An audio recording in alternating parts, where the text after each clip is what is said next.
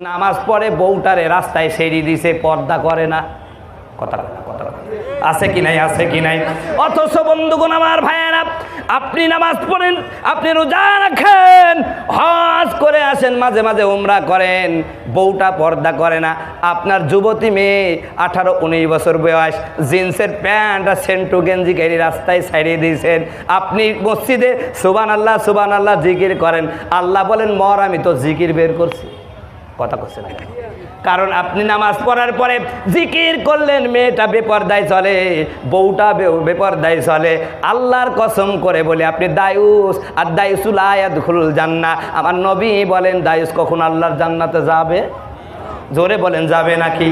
এই জন্য বন্ধুগণ আমার ভাইয়েরা আমার, নামাজ যেমন ফরজ, পর্দা কিন্তু তেমনই ফরজ।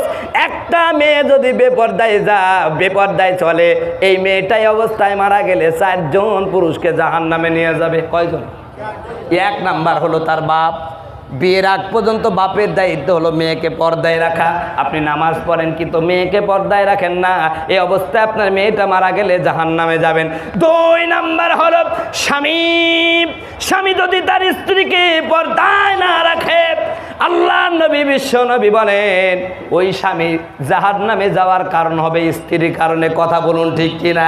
কিন্তু আমাদের সমাজে কিছু যুবক আছে, বউকে তো পর্দায় করে না। অনেক মেয়ে আছে কয় আমি তোমার বউ, আমি পর্দা করব, কয় রাগ করে, তুমি আমার বন্ধু বান্ধব একটু বুঝো না। কথা কয় না। আবার অনেকে আছে ইনফিনিট, ওই যে রয়্যাল গাড়িতে বা পালসারে পাশে 8 আর R15-এর গাড়ি নিচে পিছনে বউকে বসাইয়া গিয়ার দেয় ভুমাইরি। কথা বলেন ঠিক কিনা?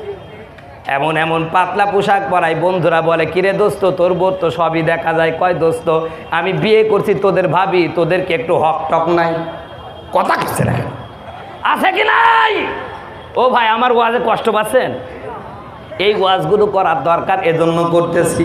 এই জন্য পর্দা ফরজ। আমার মা বোনদেরকে বলবো, মা পর্দা কিন্তু ফরজ, আপনি পর্দা করতে হবে। অনেক মেয়ে দেখেন ফিস ফিস করে বলতে হুজুর কি ওয়াজ করে, এত সুন্দর চেহারা 2-10টা যুবক দেখলো না, কেমন হইলো? কথা করছে না, কথা করছে না।